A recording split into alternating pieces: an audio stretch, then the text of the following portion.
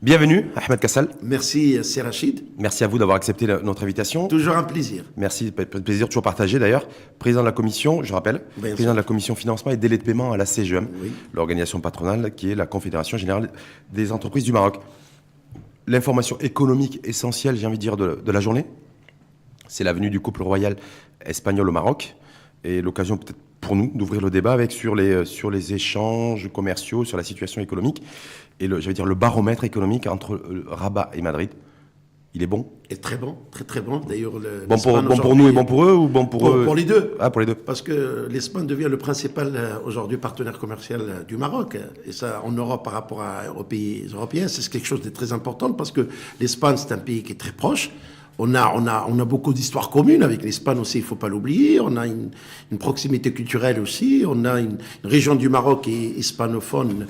La région du Nord. La région du Nord. Et même les provinces marocaines, c'est-à-dire les provinces sahéliennes marocaines sont aussi hispanophones. Donc aujourd'hui, il y a une volonté de deux parties de développer vraiment, aller au-delà du commerce, aller vers l'investissement. C'est ce qui est le plus important. C'est-à-dire doper les flux financiers. Parce que je pense que ça va être peut-être abordé aujourd'hui d'ailleurs. Parce que Oui. hier, c'était le volet essentiellement politique. Et aujourd'hui, le volet économique. Le volet économique. Mais qu'est-ce qu'il y a comme attente du côté de chez nous?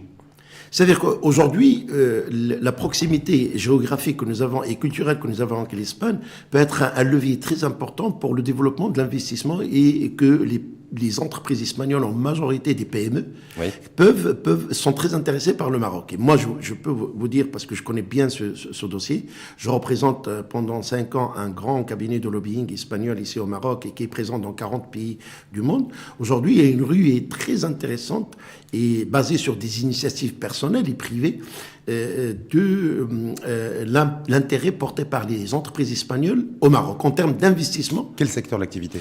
Généralement, il y a 3 secteurs sur lesquels on travaille beaucoup. Il y a l'agro-industrie, qui est un Ouais. secteur parce que les Espagnols sont très forts dans l'agro-industrie. Ils ont une avancée très importante par rapport à, par exemple, l'huile d'olive, par rapport à la transformation des produits alimentaires, par exemple, et la conserve du poisson, la conserve des produits agricoles et tout ça. Ça, le deuxième secteur... Font partie des leaders européens d'ailleurs Bien sûr. à la Le matière. deuxième secteur qui avance très bien, c'est le secteur de tout ce qui est énergie. L'énergie renouvelable, ils sont très importants aussi par rapport à ça. On a des dossiers aujourd'hui qui sont très partis, c'est-à-dire entre l'Espagne, le Maroc et l'Afrique. Donc, Et ça, 1, agro-industrie, 2, énergie. l'énergie, 3, troisième, c'est le tourisme. Oui. Un secteur aussi où les Espagnols sont très forts par Plus rapport de à ça. 70 millions Et ils de sont touristes commencés à en s'installer. D'ailleurs, leur grande marque aujourd'hui, elle a ouvert un deuxième hôtel ici à Casablanca qui est très important. Les Espagnols, ils développent un savoir-faire en termes de management hôtelier, ce qui est très important, alors qu'avant, on ne s'intéressait pas à ce secteur. Le quatrième secteur, c'est l'éducation. L'éducation aussi, il y a une agressivité culturelle aujourd'hui à travers soit les écoles espagnoles, soit les centres culturels espagnols, soit l'ouverture même des universités espagnoles pour les étudiants marocains. Il y a de plus en plus d'étudiants Avant de marocains. revenir sur les différents secteurs que vous avez énumérés, Oui. parce que vous avez parlé de l'industrie. L'industrie agroalimentaire. Agroalimentaire, mais de l'énergie. Et donc, c'est un petit peu intimement lié entre énergie et industrie, dans le sens où nous, je veux dire, le maillon faible un petit peu, c'est le coût et la facture énergétique pour le développement de notre secteur industriel. Est-ce que là, il peut y avoir des partenariats win-win qui peuvent être trouvés? Bien sûr. D'ailleurs, il y a une convention qui a été signée hier pour la connexion électrique. Ça aussi, c'est très important parce que les Espagnols, ils ont beaucoup développé l'énergie renouvelable. Ils sont très en avance sur l'énergie renouvelable et tout ça. Ils ont Et sur l'éolien aussi, parce qu'ils l'éolien, exactement. Donc c'est pour cette raison que nous, c'est très facile de travailler avec les Espagnols. Moi, je travaille avec eux. Ils ont un modèle économique très intéressant parce que c'est un modèle qui est décentralisé. Aujourd'hui, les Catalans... Régionalisé, territorialisé. Décentralisé, et le modèle diffère d'une région à une autre. C'est-à-dire que le modèle, par exemple, catalan, c'est un modèle de l'industrie, basé sur l'industrie, basé sur l'internationalisation. Ils sont très curieux. Sur les services financiers aussi. Les services financiers, les services aussi au niveau des nouvelles technologies, les smart cities, tout ça, ils sont très en avance. Le modèle andalou, c'est un modèle de la PME, agricole, agro-industrie, l'huile d'olive, tourisme et tout ça, c'est un modèle très intéressant. Et le modèle basque, c'est un modèle basé sur les coopératives et donc c'est des modèles aujourd'hui qui peuvent être très intéressants pour nous les Marocains de s'inspirer de ce modèle. Pourquoi? Parce que c'est des modèles basés d'abord sur la culture locale. C'est très important. Et spécificité locale. C'est-à-dire de ne pas modéliser des modèles d'une région à une autre. Voilà. Tenir compte des potentialités. Des spécificités régionales et développer sur sa base de ça. Et ça, c'est très intéressant. Mais là, dans tout ce que vous êtes en train de dire, je me dis, l'enjeu économique véritablement aujourd'hui, entre Rabat et Madrid, c'est aussi peut-être s'inspirer du modèle espagnol en Espagne. Bien sûr. On est bien d'accord. Bien sûr. C'est un modèle d'ailleurs qui a pris, c'est un modèle récent, n'est pas très ancien, c'est-à-dire que l'émergence de l'Espagne démarrait dans les années 80. Donc, après l'intégration à l'Union européenne en 1986. Donc, c'est un modèle qui est nouveau et c'est un modèle qui a réussi, à part quelques crises ou la crise de... la crise de 2008, ça a été violent pour les Ça a été Espagnols. violent parce que, parfois, il y a des dérapages par rapport à un système qui prend confiance en lui-même et que il va vers des systèmes de spéculation. C'est quelque chose qui est cyclique dans l'économie, c'est tout à fait normal. En économie, moi je suis économiste, il n'y a pas de crise. Il y a des dérapages. La crise, c'est quelque chose que les politiciens ont inventé pour essayer de justifier leur incompétence. C'est ça la crise. Mais en économie, il n'y a jamais eu de crise. Parce que la crise, c'est-à-dire quoi? La faillite, la mort. Et les pays ne meurent pas. Les pays dérapent, sortent d'un modèle et reviennent par la suite. L'Espagne est revenue avec une cure assez intéressante. Elle est revenue aujourd'hui avec une dynamique très importante. Le chômage se réduit et tout ça. Donc c'est le modèle économique espagnol. Divisé par 2, ils sont aujourd'hui à 2, points de croissance économique. Est-ce qu'on peut effectivement, nous aussi, parce qu'on est à l'ère de la réforme chez nous, même si on parle plus qu'on le fait, aujourd'hui c'est la réforme. Les réformes qui ont été engagées par l'Espagne, est-ce qu'elles sont modélisables chez nous? C'est des réformes adaptées, rien n'est modélisable. Moi je vais vous dire, moi je crois pour retrouver la compétitivité et les nouveaux sentiers de croissance. Donc, voilà. Parce que c'est ce que l'Espagne a fait. Et bien sûr, et là aussi, le modèle espagnol, c'est un modèle qui est arrivé à un certain moment à l'impasse avec la crise de 2008. Maintenant, ils ont compris qu'il faut reconstruire un nouveau modèle basé principalement sur l'industrie et sur l'internationalisation. Ils ont compris ça. Donc ce modèle, nous, on est en train de mettre en place un nouveau modèle économique. C'est aujourd'hui ce nouveau modèle économique qui aujourd'hui n'a pas donné les résultats qu'il fallait par rapport en termes de croissance économique, en termes de modernisation de l'économie. Il faut peut-être s'inspirer de ce qu'il est en train de faire l'Espagne aujourd'hui pour gagner en termes de temps et faire une avancée considérable sur le plan qualitatif. Y compris sur le marché du travail. Compris sur le marché du travail. L'Espagne, comme pays européen, au niveau des 28 États membres, c'est le pays le plus avancé en matière de réforme et réglementation du marché du travail et des marchés du travail, compte tenu qu'ils ont une jeunesse importante, une jeunesse qu'ils ont formée et un réservoir de compétences conséquent. Donc est-ce que là aussi, ça serait pertinent, parce que nous, on n'a rien fait depuis 2004. Sur le code du travail, on n'a pas touché. Est-ce que là, il y a des pistes de réflexion? Aujourd'hui, on est dans une économie qui est mondialisée, où on est aujourd'hui dans ce qu'on appelle des sociétés liquides. C'est quoi des sociétés liquides? C'est-à-dire que tout est périssable. Tout est périssable. L'humain, il est périssable, tout est périssable. Aujourd'hui, parce que le temps... L'humain comme la marchandise? L'humain comme la marchandise. Tout le monde est périssable. Tout le monde est périssable. Aujourd'hui, tout le monde est périssable par le savoir. C'est-à-dire le savoir d'aujourd'hui, demain, il est périssable. Donc aujourd'hui, quand on est dans une économie où tout est liquide, plus d'économie basée sur des structures solides, où le savoir avant était vertical, maintenant il est horizontal. Tout le monde a accès au savoir au niveau de l'Internet et tout ça. Donc il faut adapter la société à sa nouvelle donnée, c'est-à-dire en termes de flexibilité et d'adaptation. Donc aujourd'hui, on ne peut pas travailler au XXIe siècle avec une économie digitalisée, mondialisée, où le travail va devenir de plus en plus quelque chose de rare. C'est-à-dire que le travail va devenir quelque chose de rare. Pourquoi? Parce qu'on robotise, on va vers la digitalisation. Il faut adapter le code de travail par rapport à ça. C'est pour ça, effectivement, si on reste sur Maroc-Espagne, toujours Maroc-Espagne aujourd'hui, sur l'Espagne a introduit à grosso modo 30% de robotisation dans son économie. Bien sûr. Tout en réduisant de moitié son c'est chômage. Magnifique, ça. C'est magnifique, je sais pourquoi. Parce qu'il y a flexibilité au niveau de l'état d'esprit, mais est-ce que nous, parce qu'ils ont préparé leur jeunesse aussi. Bien sûr. Est-ce que nous, on est en capacité de le faire, ça? Mais nous, la jeunesse n'est pas préparée malheureusement, parce que tout ce que nous faisons aujourd'hui, on le fait en dehors de la jeunesse, pour la jeunesse. C'est-à-dire, on n'implique pas la jeunesse dans le projet sociétal. On choisit pour la jeunesse. On choisit par la jeunesse. Or, la jeunesse, elle a sa conception de la société. Elle-même a travaillé, il se cache derrière les réseaux sociaux, il va dans les réseaux sociaux, il s'exprime dans les réseaux sociaux. Or, aujourd'hui, on n'a pas de baromètre de connaître exactement ce qu'il veut la jeunesse marocaine. Et donc, aujourd'hui, si on veut vraiment construire un modèle dans lequel la jeunesse accepte toutes les réformes qu'il faut qu'il soit impliqué. Par exemple, la question de code de travail aujourd'hui. La robotisation, c'est magnifique. Pourquoi magnifique? Parce qu'on augmente la productivité, on augmente la richesse de pays. Quand on augmente la productivité, on augmente la richesse et la richesse bien répartie, le chômage devient un luxe. Le chômage devient un repos. C'est-à-dire être au chômage, c'est être un repos. C'est la théorie du reversement, en fait. De renversement, exactement. Donc aujourd'hui, si on veut vraiment moderniser l'économie, il faut faire des raccourcis. On ne peut plus rester dans des systèmes classiques. Il faut reprendre le taureau par les cornes et réformer les grandes réformes structurelles qui fâchent. En Espagne aujourd'hui, le jeune de 25 ans, espagnol, accepte d'être dans la précarité et d'avoir 2-3 activités, 2-3 emplois par jour. Mais le problème aujourd'hui, on va devenir tous des auto-entrepreneurs. Oui. On va devenir tous faire. Mais ils ont réussi ce passage-là. C'est-à-dire que nous, si on effectivement veut s'inspirer un petit peu du modèle espagnol, de cette proximité géographique et culturelle, c'est comment on arrive à voilà eux là où ils ont réussi à. Est-ce que nous on va être en capacité je vais vous dire une chose. En 2008, j'avais écouté sur une chaîne française une interview qui était faite avec Sa Majesté le roi d'Espagne, l'ancien, le père. Juan Carlos. Et donc, sur ses 30 ans de règne. C'est magnifique, ça. Écoute, ça m'a vraiment plu. Et je la retiens, je la dis toujours comme exemple. À la fin, la journaliste lui a dit, Majesté, si vous devez en 2 mots nous dire comment vous pouvez mesurer l'évolution de la société espagnole. Il a dit la beauté des jeunes. Je lui ai dit, comment la beauté des jeunes a un rapport avec l'évolution économique? Il a dit, quand on a pris le pouvoir après Franco, les jeunes, ils n'avaient pas de visibilité, ils n'avaient pas de raison, ils étaient crispés, ils avaient peur, la peur dans le ventre. Et quand on a peur, on n'a pas d'espoir, on est moche, on n'est pas beau, on ne fait pas la fête, on sort pas et tout ça. Aujourd'hui, les jeunes font la fête tout le temps, sortent, acceptent tout, acceptent de passer de boulot, acceptent de voyager, acceptent d'autres. Donc aujourd'hui, il faut aller vers que les jeunes prennent leur destin en main. Mais il faut les encadrer. Il faut leur donner une visibilité sur le long terme, sur 10, 15, 20 ans, comment ils peuvent devenir.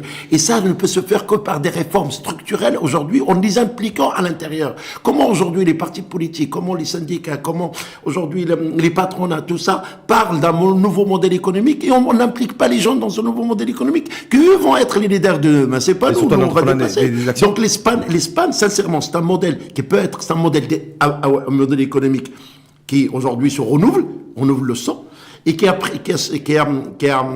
mis en avant la décentralisation et la régionalisation qui sont très importantes, et qui a pris en considération les cultures locales.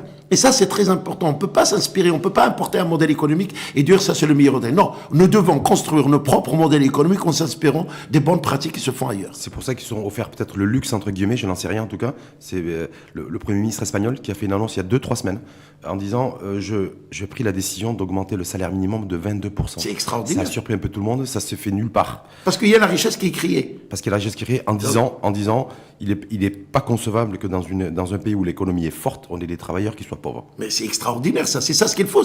Aujourd'hui, chez nous, il faut... Saladin Ouachmeni n'est pas encore passé de dire ça. Non, mais on parle le chef de gouvernement chez nous. On n'a pas une cohérence dans la politique économique, c'est Rachid. On n'a pas de cohérence. On ne sait pas exactement ce qu'on veut comme modèle économique et comme politique économique dans le pays. C'est-à-dire, on fait des politiques très court-termistes. Très court terme, on gère l'année, c'est-à-dire on gère l'année fiscale, l'année sociale, l'année financière sur la base d'un budget. Un budget qui est très petit. Vous savez, le budget de Marocain, c'est 35 millions de milliards d'euros. C'est-à-dire ce que les Beatles rapportent à l'Angleterre, 78 milliards d'euros les Beatles. Hein. C'est-à-dire que le budget, ce que rapportent les Beatles en termes de revenus à l'Angleterre dépasse 2 fois notre budget national. Donc aujourd'hui, quand les richesses sont créées d'une façon très limitée, c'est très difficile de répartir quelque chose qu'on ne crée pas. Donc aujourd'hui, il faut qu'on a un modèle économique qui permet de créer le maximum de richesses et mieux la répartir.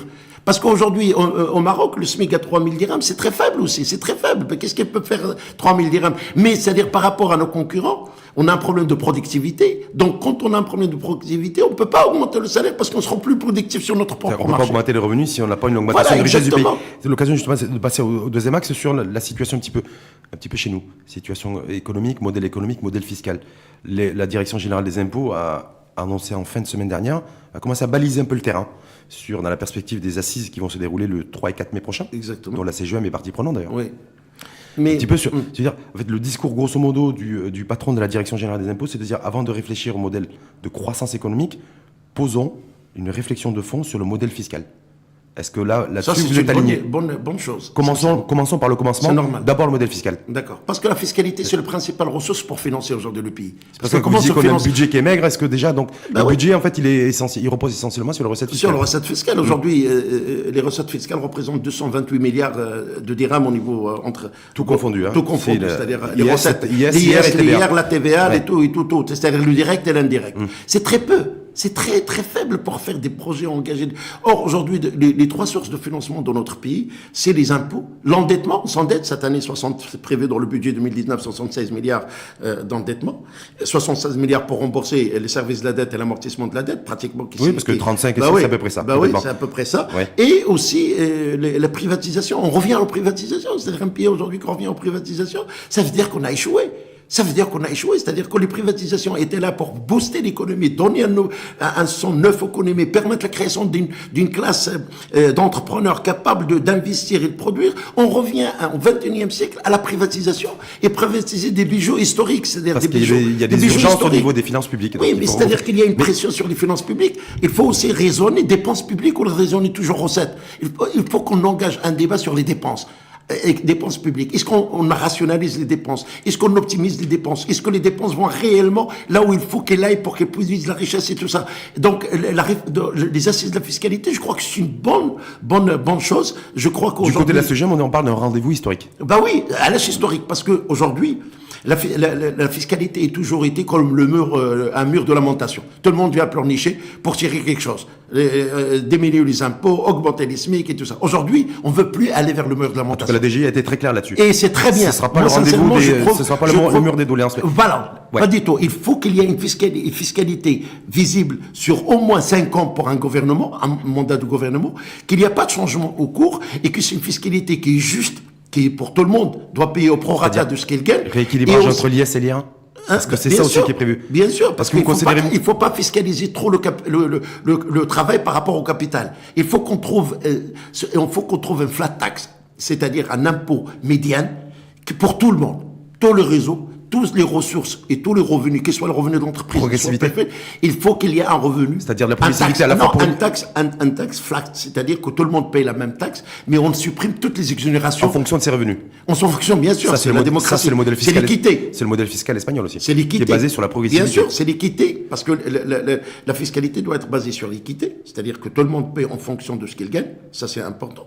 Aussi sur la bonne répartition, c'est la justice sociale, c'est-à-dire que les impôts, c'est la redistribution des richesses entre ceux qui y ont et ceux qui n'ont pas. Et c'est comme ça qu'on peut. Donc il faut aller vers un système juste, transparent, et aussi aller vers ce qu'on appelle supprimer les exonérations. Trop d'exonérations aujourd'hui qui sont données à ce secteur, mais on n'évalue pas exactement l'impact. C'est-à-dire que l'exonération, vous sous-entendez aussi de revoir aussi la dépense fiscale? Voilà, exactement. 35 milliards de dirhams qui sont alloués chaque année. Mais moi, ma question, c'est parce que l'enjeu véritablement, c'est plus de productivité, plus de compétitivité. Oui. Est-ce que vous, en tant que membre de l'organisation patronale, vous êtes prêt à aller aussi dans ce sens, et est-ce que vous avez des propositions concrètes qui ont été... Bien sûr, mais aujourd'hui, nous avons une commission qui est chargée de ça, qui se charge, donc il est en train de faire son travail avec l'équipe qui va être présentée.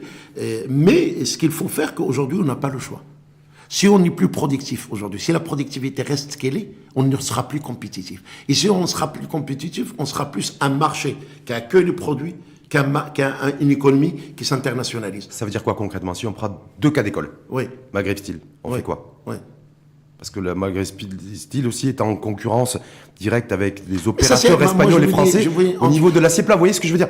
Parce que le discours aujourd'hui du commerce extérieur, c'est de se dire il faut que l'entreprise marocaine se prenne en main. C'est-à-dire attendre des mesures de sauvegarde, toutes ces choses-là. Nous, ça sera difficile, on ne pourra plus le faire. Bien sûr, parce qu'aujourd'hui, quand une entreprise, un patron décide d'investir, c'est un patron privé qui décide d'investir. Il investit dans le cadre de son business plan. Il prend en compte les menaces et les opportunités que l'offre son secteur.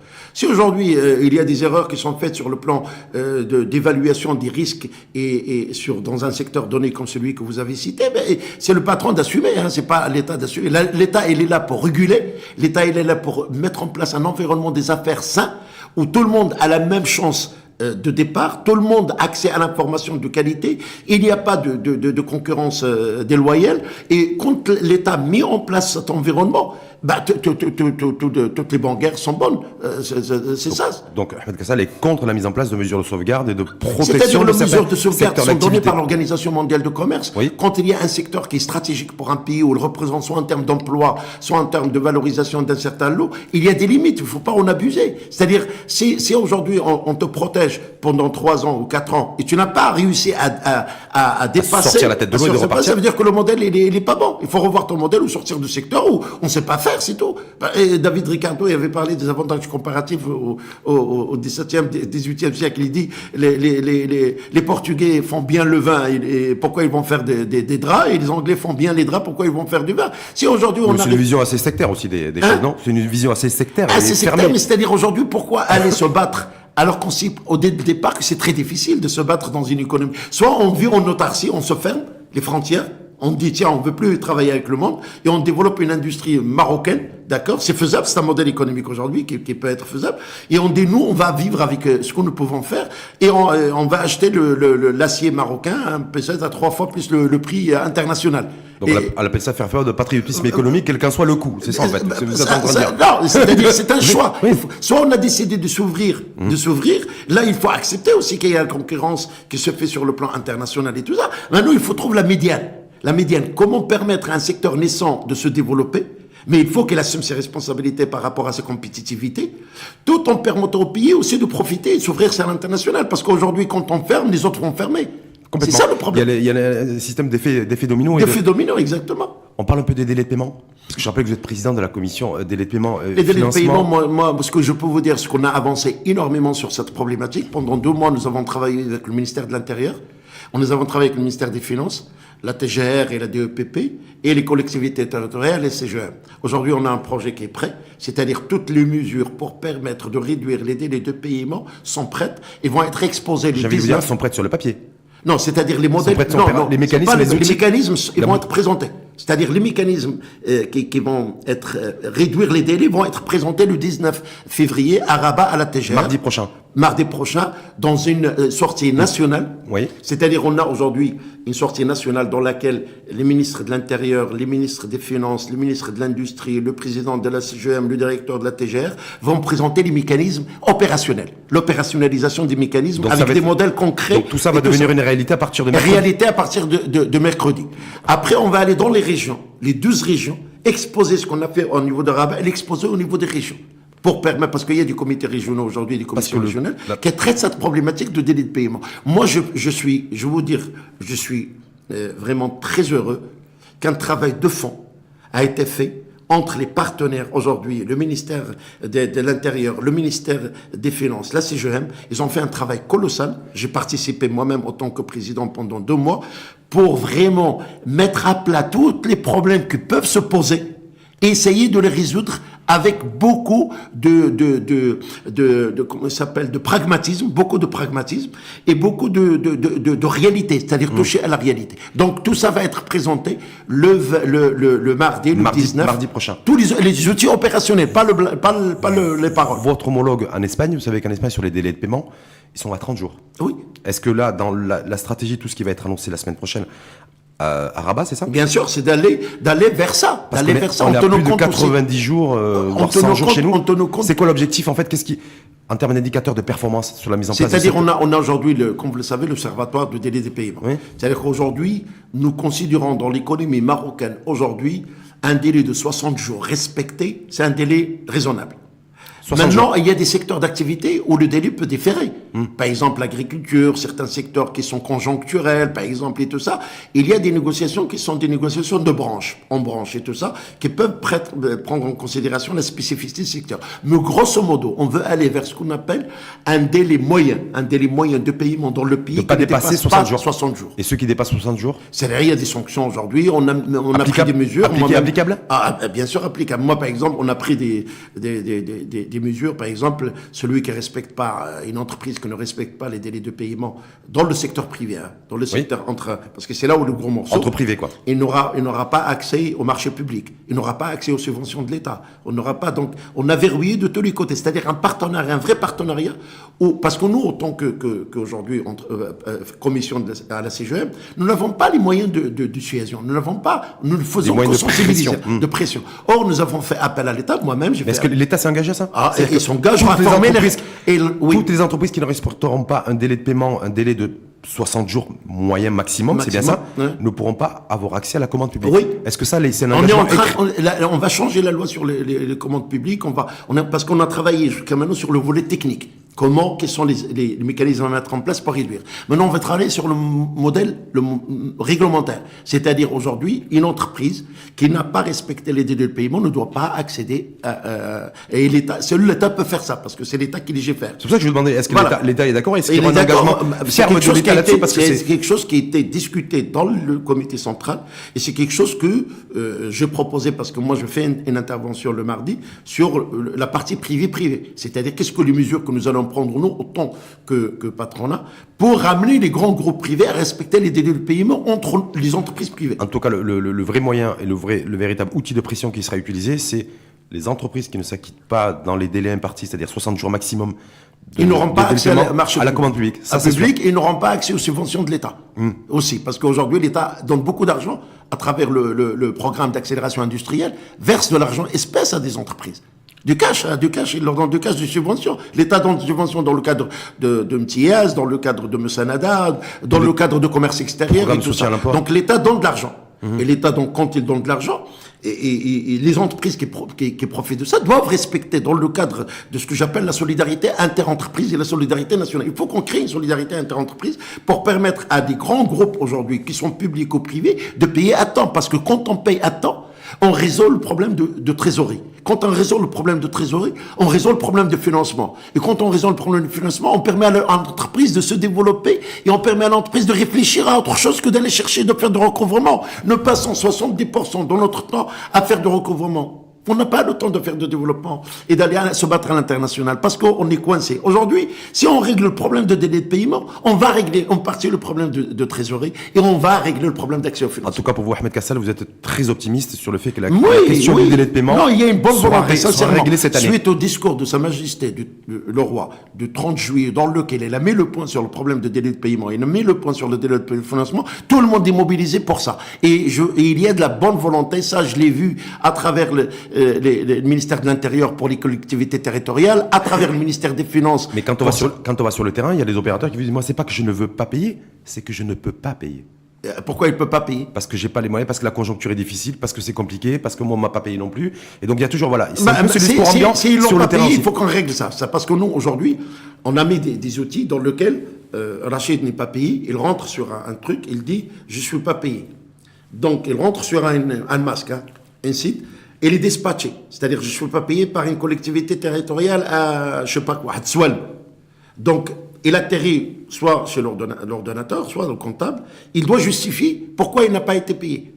L'autre doit justifier, l'État doit justifier, soit un truc et tout ça. Maintenant, avec la facturation électronique, c'est-à-dire aujourd'hui, avant, l'ordonnateur ou le comptable ne reçoit pas la facture. Il te dit, il y a un truc. Maintenant, toi, dans ton bureau, tu peux émettre ta facture électroniquement et la date de paiement démarre à partir du moment où tu as émis ta facture.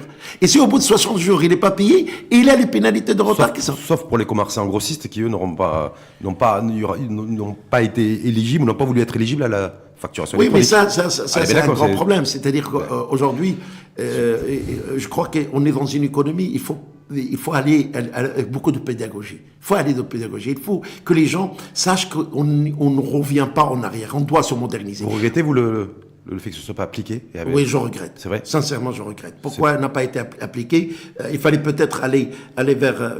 L'État ne doit pas revenir sur ces décisions. C'est-à-dire quand on annonce dans une loi des finances, qu'on va mettre en place la facturation électronique et tout ça. Et après, l'État revient, c'est discrédite. C'est-à-dire ouvre la voie à tout le monde. Demain, on ne fait pas quelque chose, tout le monde descend dans la rue et l'État revient. Non, l'État doit être ferme sur ses décisions. Il veut moderniser, il faut qu'il aille jusqu'au bout. Jusqu'au bout, en essayant d'aller dans la pédagogie, en essayant d'expliquer, en essayant d'impliquer ceux aujourd'hui qui sortent, ils ont des organisations, ils ont des chambres de commerce, ils ont des organisations. Il faut les impliquer dans le process avant de l'annoncer. Est-ce qu'il n'y a pas une crainte aussi que ce qui s'est passé pour la facturation électronique concernant les populations de commerçants grossistes se reproduise aussi avec les délais de paiement?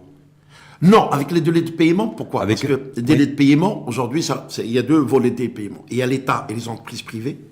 Il y a les entreprises privées. Là, c'est-à-dire ceux qui vont bénéficier des délais de paiement, ceux qui sont victimes, c'est-à-dire les PME, les TPE, les entreprises. Là, tout le monde demande à être payé à temps. Personne ne peut contester le fait d'être payé à temps.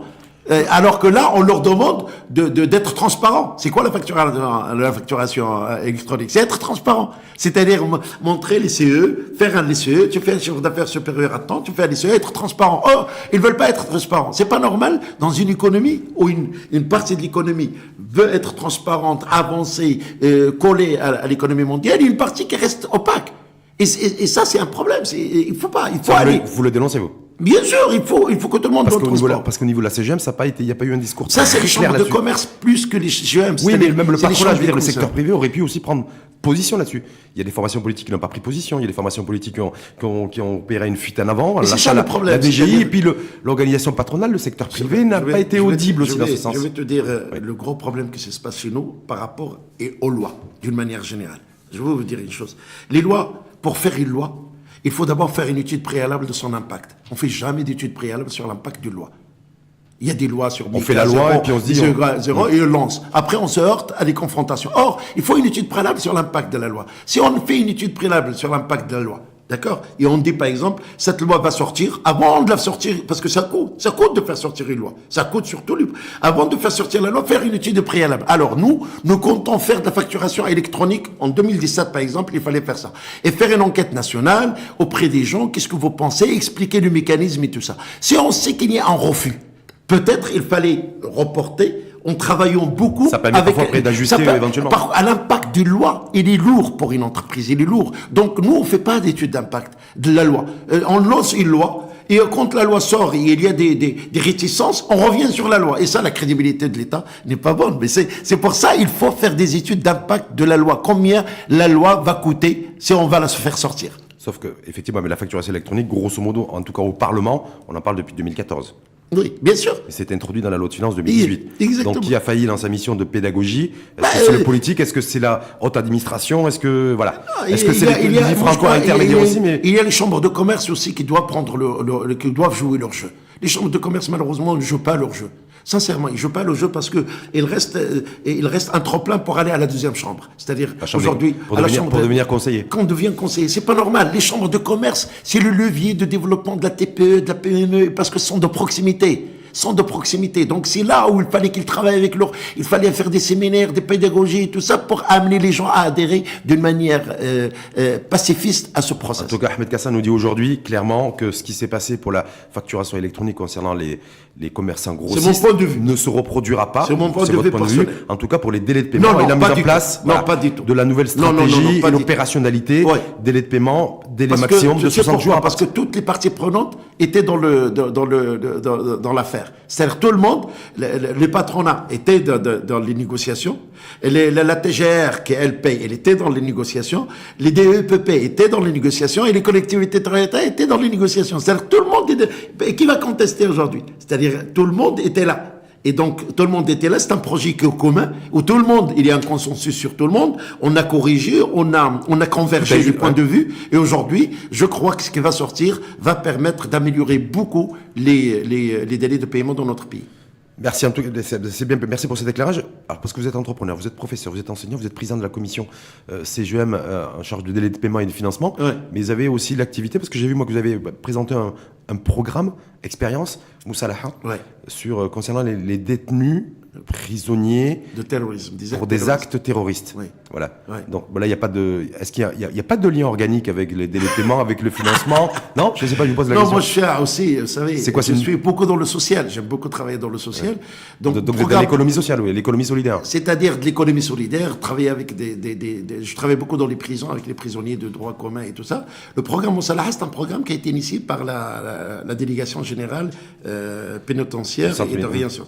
Donc c'est un programme qui est basé sur une réflexion très pointue de dire aujourd'hui, le phénomène de terrorisme, c'est un phénomène universel. Il y a beaucoup de pays qui ont essayé de lutter que ça, déradicaliser, mais ils ont opté principalement pour l'option sécuritaire. Ça n'a pas marché. Donc la réflexion maroco-marocaine, c'est une réflexion de dire, mais si on créait une forme de, si vous voulez, de programme maroco-marocain basé sur quatre éléments. D'abord, basé sur l'aspect économique et social. Quelle est la relation entre la radicalisation, la pauvreté et tout ça? Il y a une relation? Je vous dirai tout à l'heure.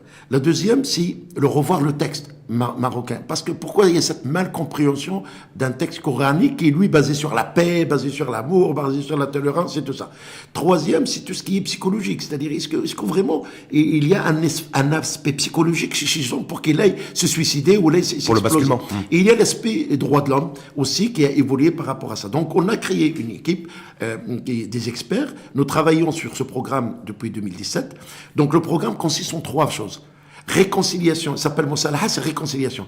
Réconcilier le prisonnier avec soi-même. Donc qu'il soit en paix il retrouve la paix avec lui-même. Il trouve la paix, et c'est là où tout le travail psychologique, c'est la première fois qu'on appelle des grands psychologiques qui travaillent sur ça, et sur l'aspect réconciliation avec le texte religieux. Et ça, on en amène à une compréhension de textes religieux d'une manière très nette, très claire, sans qu'il y ait sans laisser libre cours à toute forme d'interprétation, en fait. À l'interprétation. Et troisième, c'est l'aspect socio-économique, comment l'intégrer dans la société. Moi, je m'occupe de l'aspect socio-économique. Je travaille avec les prisonniers à l'intérieur de prison pendant 4 mois. Et je travaille avec leurs familles à l'extérieur pour voir un peu. Donc, le prisonnier, il travaille sur 2 projets avec moi. Sur un projet sociétal. C'est-à-dire, c'est quoi un projet sociétal? Je lui ai dit, c'est toi, aujourd'hui, tu as comme mission de prévenir et d'empêcher les jeunes dans ton quartier de tomber dans le piège que tu tombes. Qu'est-ce qu'il faut faire? Quel est le projet que tu dois mettre? Quelle est la priorité que l'État doit mettre pour prévenir et anticiper la radicalisation?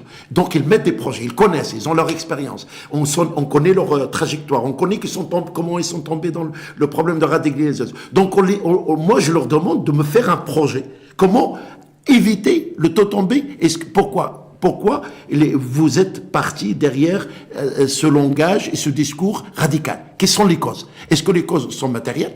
L'argent, la pauvreté, la misère, la fragilité. Est-ce que les causes sont autre chose? Et moi, je vais te dire, parce que tu m'as dit, est-ce qu'il y a une relation directe entre la pauvreté? Non, il n'y a aucune relation entre la pauvreté matérielle et la radicalisation, et la pauvreté intellectuelle, le manque d'humilité, le manque de comprendre. Les gens ont des niveaux scolaires les Daeshines, le meilleur des Daeshis, et là, la CM2. Il a quitté l'école. Il n'y a aucune compréhension. Il y a des personnes qui n'ont aucune compréhension de texte. Ils étaient influencés par des frères, ils étaient influencés par des imams, ils étaient influencés par le truc. Et comme ils sont fragiles sur le plan intellectuel, ils vont là-bas. Et quand ils vont là-bas, ils sont choqués. Ils sont choqués de voir vraiment tout ce qui est dans le discours n'est pas dans la réalité. Très souvent, c'est ce qui revient. Donc c'est pour ça, nous, et après, on travaille sur le plan projet de société d'intégration dans le cadre de l'auto-entrepreneur. Je leur dis, supposons que vous allez sortir demain, qu'est-ce que vous savez faire? Qu'est-ce que vous voulez faire? Comment vous voulez vous intégrer avec paix dans la société et tout ça? Donc, c'est les 2 projets. Le projet sociétal, comment empêcher que les jeunes dans votre quartier, votre village tombent dans le radicalisme, et le projet personnel, comment tu t'intègres avec dignité dans la société. Ça touche à peu près combien de personnes? La première promotion, on avait 25 comme test, oui. Et l'année dernière, on avait 50. Premier bilan sur les... Très positif. Ouais. Très positif. Tous ceux qui sont aujourd'hui sortis sont très bien intégrés. Ils sont des gens qui travaillent beaucoup plus dans la prévention que dans autre chose. Et ils sont intégrés avec des programmes sociétals. La Fondation Mohamed VI joue un rôle très important de réinsertion. Ils sont toujours suivis parce que... Ils sont suivis, bien sûr, suivis économiquement. Suivis économiquement, on a des rapports avec eux, on les suit et tout ça. Et c'est un modèle qui a réussi. On l'a présenté aux Nations Unies. C'est un modèle aujourd'hui que tous les pays du monde veulent s'inspirer du modèle maroco-marocain, qui est pluridisciplinaire. Mais ça fait plaisir à entendre parce que vraiment, sincèrement, c'est un modèle. On essaie d'importer des modèles économiques venus d'ailleurs. Ouais. Et là, on exporte un modèle de déradicalisation marocain. On est fiers de ce modèle qui s'exporte aujourd'hui.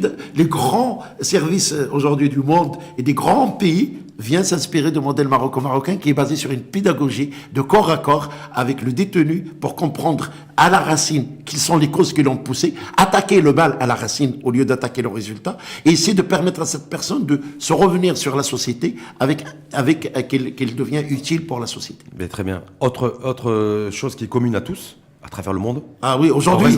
Bah oui. Ah oui, Le débat Saint-Valentin. avec Ahmed Kassal, c'était hasard ou coïncidence. Ah ouais. C'est votre venue a coïncidé avec la Saint-Valentin. Ah oui. Donc c'est la fête de l'amour. Bah oui, la fête de l'amour, mais l'amour, malheureusement, on n'est pas une marchandise, parce qu'aujourd'hui, avoir les publicités, avoir tout ça, on marchandise, c'est-à-dire on rend un sentiment noble, extraordinaire, on le rend une marchandise. C'est-à-dire aujourd'hui, si quelqu'un n'a pas les moyens ou il peut pas faire sortir sa conjointe à dîner, il va se fâcher. Il lui amène pas des fleurs, il va se fâcher parce que c'est la fête de l'amour. Donc aujourd'hui, on a mis... C'est pas votre cas. Non, moi, l'essentiel... Vous avez dépassé ça. Vous êtes Là, c'est pas que j'ai dépassé ça. L'amour, il est là. Il se nourrit d'autre chose que le matériel. Il se nourrit par le respect, il se nourrit par la dignité, il se nourrit par le partage, il se nourrit par autre chose que se nourrir par le matériel. Donc aujourd'hui, malheureusement, on est dans une société où tout est marchandise. Donc quand tout est marchandise, ça a un prix. Donc un prix, il a une contrepartie. Donc il n'y a plus de valeur. Or, moi, je défends la valeur de la chose. Ça, pas le prix. Le prix, c'est quelque chose qui est relatif. Mais la valeur, c'est quelque chose qui est éternel. Donc, l'amour, c'est éternel. C'est-à-dire, l'amour, c'est le socle qui peut lier une personne à une autre, quel que soit. Et aussi, c'est la base de l'épanouissement de la famille et l'épanouissement du couple. C'est l'amour. Donc, je suis contre la marchandisation de l'amour comme un sentiment noble. Donc, pour Ahmed Kassal, l'amour, c'est pas que le 14 février chaque année. Je fais pas de cadeau le 14 février. Sincèrement, je fais pas de Donc cadeau. vous êtes vous dans la quotidienneté. Moi, je suis dans le respect quotidien. C'est-à-dire, les fleurs, je peux les amener chaque jour. Pourquoi attendre le 14 février pour donner des fleurs?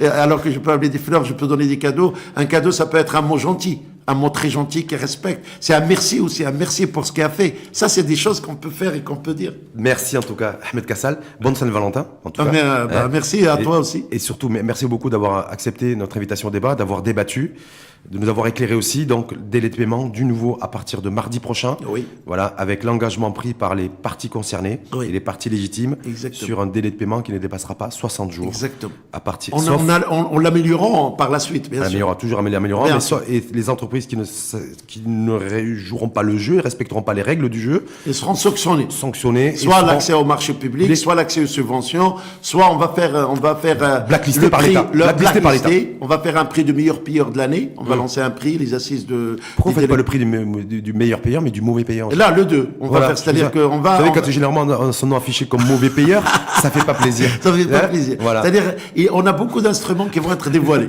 Mais en tout cas, nous, on est là aussi pour ça. Bien sûr. Merci en tout cas à vous. Avec plaisir. Pascal, une fois de plus, bonne Saint-Valentin à vous. Et bon Saint-Valentin à vous aussi. Merci beaucoup et belle Et à journée. très bientôt. Merci. Merci Belle à la journée.